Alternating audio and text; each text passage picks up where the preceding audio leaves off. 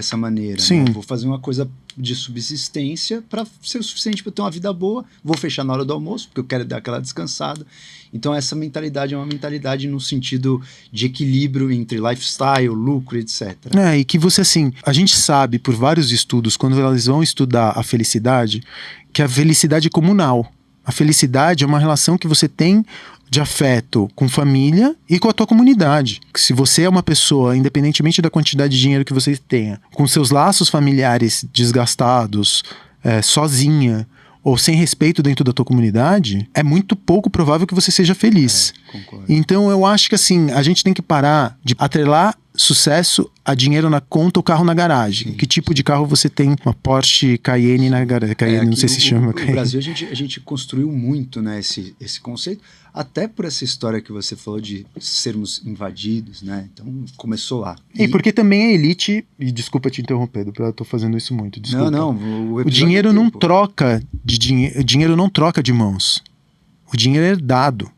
O Brasil tem muito pouca mobilidade social. E a pouca mobilidade social que a gente vê de um homem negro ou de uma mulher negra que conseguiu ascender e chegar no campo do CEO, no lugar de destaque, é a exceção que justifica a regra. A gente não tem mobilidade social nesse país.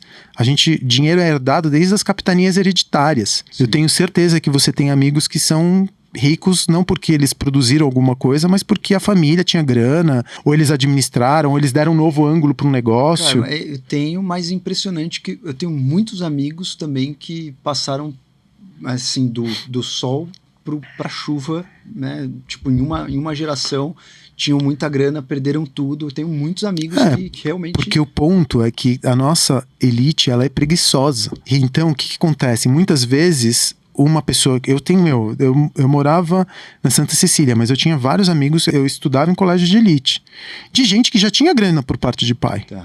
Então isso te dá uma segurança na vida, que se der merda, eu posso fazer aquilo que eu quiser, eu não preciso estudar muito, eu vou estudar em colégio, eu vou fazer, cumprir aquela tabelinha, porque já tem uma rede de proteção atrás de mim. Só que isso te transforma numa pessoa preguiçosa. Eu conheço muito bilionário aqui em São Paulo, bilionário, tô falando de bi, que na hora de trocar uma mensagem de WhatsApp escreve pior do que uma pessoa que não chegou na quarta série do ensino fundamental. Sim. A pessoa não precisou, a necessidade não muitas leu, vezes faz, não se educou, não se ilustrou, não ficou curioso, ficou só naquele aproveitando, sabe, da preguiça.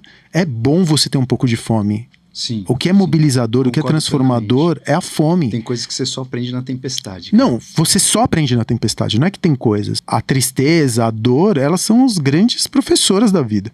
Se você tá bem, feliz, acomodado no teu lugarzinho, por isso que também, que é uma coisa que a minha vida como empreendedor, ela é muito dura. Tem dias que eu não sei quanto eu vou ganhar, tem meses que eu não sei se eu chego no final do mês, tem meses que eu tenho dívida, tem outros meses que eu ganho milhões, tem anos que eu tava multimilionário, tinha anos que eu tinha multimilhões de dívidas. Então é uma vida que eu não tenho muita constância, mas esse contraste é que me traz complexidade e riqueza de narrativa pra vida como eu quero viver. Eu não quero viver uma vida estável de puro prazer e felicidade. Eu preciso da dor pro contraste. É óbvio que eu tenho que minimizar a dor, mas essa dor, ela me ensina. Então, o fato de ser empresário já mostra isso, né? Cara, mas também, assim, a gente tem que parar para pensar que o empresariado brasileiro, ele muitas vezes merece a má fama que leva. Em qual sentido seria? Cara, vai procurar quais são os maiores devedores de impostos no Brasil. Você vai ver como são... O empresariado brasileiro, ele mama no governo. Por isso que um governo de direita ou de esquerda pouco importa, porque ele vai ter que atender os interesses do grupo econômico dominante. Tá. Então, aquele empréstimo no BNDES, aquele imposto que não se paga para se ter refis, é aquela maneira de transferir teu negócio na mão de um laranja, transfere esse fundo para as Ilhas Caimã, faz umas artimanhas para se blindar do ponto de vista da pessoa física, para que aí nunca chegue em você, porque você está com uma holding, que tem uma SPC, que tem não sei o que, vai criando um arabesco de proteção jurídica e o cara nunca perde os a sua liquidez, nunca perde o seu patrimônio. É. O cara pode ser um quebrado na pessoa jurídica. Eu conheço vários. Sim. E na pessoa jurídica são todos cagados e na pessoa física estão ali dirigindo Porsche. É cada vez mais difícil ver isso. Ah, cara, não. Mas até, Eu vejo direto. mas até pelas leis mudaram muito, né? Hoje em dia, para você ter uma holding dessa blindada, cara, precisa ter um esquema muito porrada mesmo para não alcançar. Olha, cara, eu vou te falar de experiência própria. É só ter um bom contador. Se quiser, depois eu te passo. O contato do contador. Cara, eu passo o contato do contador depois, se você precisar. A galera já vai querer nas inscrições aqui do episódio, hein, cara. Mas eu me lembro, né? O meu pai é um cara que perdeu todo o dinheiro dele, ele tinha plano de saúde. Meu pai, quando eu tinha meus 15 anos, meu pai tinha muita grana de ter um helicóptero. Quando eu nasci, ele não era tão rico, ele foi ganhando, e aí quando eu tinha 15 anos, para 16, 17, bum, quebrou. Ele nunca se reergueu? Não é que nunca se reergueu. Eu tava almoçando com ele domingo passado, que era Dia dos Pais, colocando crédito no iCloud, que ele não pode ter cartão de crédito até hoje, quase 30 anos depois, cara. E não é que eu sei bem a sensação. Não, e não é que ele tinha, né, ações criminais, zero. Ele era um empresário que quebrou. Ele tinha dívida de funcionário, né, trabalhista, aquelas coisas de um funcionário que tinha, um empresário que tinha mais de 300 funcionários, não tem como. E inviabilizou, como se a pessoa tivesse se tornado um indigente. Aí fica a minha próxima pergunta para você, em relação a, você falou muito a relação do Estado em a gente fazer, vamos pensar o Estado provendo ou dando essas condições mínimas para os seres partirem do mesmo patamar, né? Não pode passar fome, tem coisas que são inviáveis de acontecer na humanidade. Mas quando a gente fala no empresariado, quanto que o Estado pode entrar na sua empresa, comandar os seus impostos, o quanto que você acredita que o Estado tem que ter força para ajudar os seus business? O Estado brasileiro já é meu sócio. Se eu pago 27,5% de imposto, o Estado brasileiro é meu... Mas isso você acha bom ou ruim? Eu acharia incrível se isso retornasse para a sociedade. Nem que fosse, não retornasse para mim. Para os outros. Mas se retornasse para os outros brasileiros, eu não me importaria de pagar 50%. A carga tributária na Escandinávia, até eu posso estar falando uma grande besteira, mas é até maior. Tá. E não se deixa de fazer negócios na Escandinávia, a Escandinávia não deixa de ser um país onde surge inovação o tempo inteiro. País não, né? Uma região onde surge inovação o tempo inteiro. Eu trabalhei numa empresa que era sueca, a Tetra Pak. Eu me lembro que quando eu trabalhava na Tetra Pak, eu fui passar um tempo lá na Suécia, em Lund, e eu morava no mesmo prédio onde morava o diretor de marketing da Tetra Pak Europa, no mesmo prédio. Óbvio, eu morava atrás de um bar, então era uma kitnet atrás de um bar, ele morava na penthouse, mas a gente estava no mesmo prédio. E eu achava aquilo absurdo. Eu falava, cara, como que o diretor de marketing europeu, né, da região Europa, da Tetra Pak, mora no mesmo prédio que eu, que sou trainee? E tô vindo aqui e tô operando máquina de invase. E eu acho que era uma boa... Um insight, assim. Uma boa metáfora, sabe? Sim. Eu não acho... O Milor falava isso. Ele falava assim, olha, o problema do capitalismo é acreditar que um humano pode valer milhões de vezes mais do que um outro humano. O problema do socialismo é acreditar que todos os humanos são iguais. Tem que existir alguma métrica onde, gente, vamos combinar o seguinte, um humano pode valer no máximo 10 vezes mais do que um outro humano? Ah, interessante. E aí a gente entra nesse campo, nenhum dos extremos. Quem faz muito isso é o capitalismo consciente. Desde que a pessoa que esteja ali como um cara bem-sucedido no capitalismo tenha muita consciência. E isso não é o padrão. Mas todo capitalismo é consciente. O capitalismo, ele sempre vai mirar o lucro. Não existe capitalismo consciente, assim, não existe. O capitalismo consciente tem regras, né? Tipo assim, cara, quanto mais você ganha, mais você ajuda. Então, quanto mais você ganha, você tem que ajudar o meio ambiente. A empresa tem que ser voltada para a sustentabilidade, não lesar o meio ambiente. Existem algumas regras. Se você pensar ao grosso modo da palavra, todo capitalismo seria consciente, mas o capitalismo consciente, especificamente, inclusive um dos caras que propagou muito foi o John McCain, do Whole Foods, e ele fala muito essa relação, né? Quando ele estava na frente do Whole Foods, você ia lá, tipo, as funcionárias, era claramente, assim, uma coisa que, sentimento familiar, né? A pessoa se sentia numa empresa familiar, se sentia cuidada, conversava muito com... Toda vez que eu ia comprar alguma coisa lá, conversava muito com os funcionários, porque eu sempre gostei muito dessa política de como ele fazia essa administração. Ao mesmo tempo que você ganha no lucro, eu faço isso com meus cursos, cara. Eu separo uma meta assim, ó, cara, se eu atingir tantas inscrições, eu vou doar tanto. Se eu atingir tantas, eu vou doar mais tanto. Se eu atingir tantas, eu vou doar mais tanto. Então, assim... Mas você fala que você vai doar? Não. Não? Não falo. Então, por exemplo, o caso da Whole Foods. Ok, as pessoas se sentiam parte de uma família, e ele era consciente até o momento que ele se vendeu para a Amazon por bilhões de dólares. O cara fez a vida, mas ele saiu, né, da operação. Não, lógico que ele saiu da operação depois. É que muitas vezes o tal do capitalismo consciente é só uma estrutura, é uma ferramenta de marketing. Pode ser. Ele é uma ferramenta de comunicação. Sendo de marketing ou não, faz o bem, tem que gerar impacto. É importante fazer bem, tipo assim. Sim, né? Mas aí é que tá o ponto. Você vai fazer o bem para vender mais. Então, tudo bem, você está fazendo bem para você fazer marketing. Por que você, eventualmente, não reparte os... Eu não entendo, assim, você dá uma capa de bondade para algo que deveria ser o mínimo. Todo o capitalismo, cai naquele toda mesmo empresa conceito deveria... do altruísmo egoísta. Se você pensar, cara, a essência disso que a gente está falando é o mesmo conceito de... Eu falei assim, cara, Facundo, você é altruísta. Você falou, não deixa de ser egoísta. É o mesmo conceito, cara. É o mesmo conceito, só que passado para a empresa, você entende? Tipo, a analogia?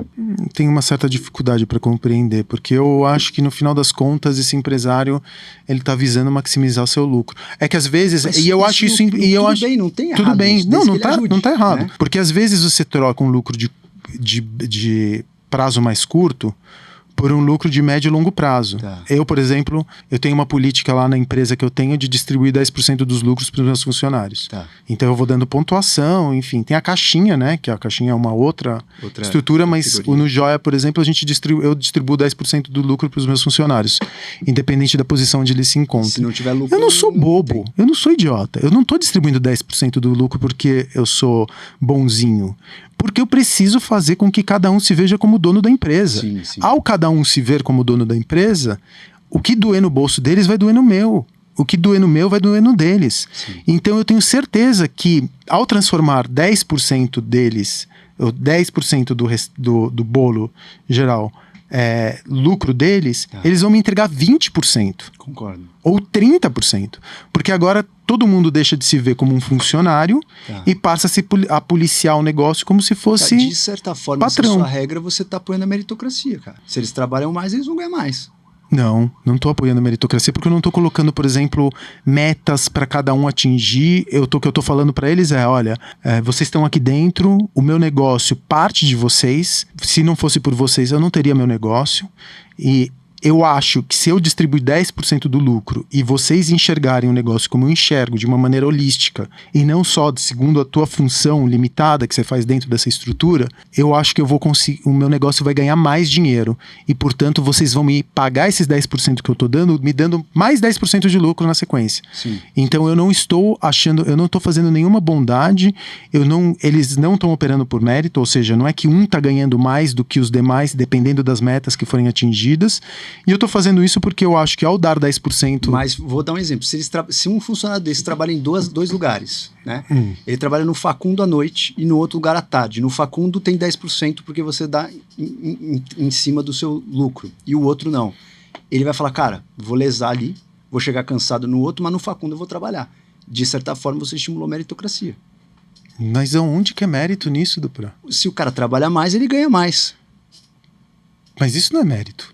Como assim meritocracia? Você está dando um mérito por ele trabalhar mais, ele está levando 10%. Não, eu tô dizendo que não é um mérito. Eu tô dizendo que ele trabalhando para mim, ele vai ganhar 10%, ele vai ganhar uma parte dos 10% do lucro, porque eu acredito que o meu negócio vai performar melhor se eu não tiver um só patrão, mas se eu tiver 10 patrões, cada um olhando para o negócio de uma maneira geral.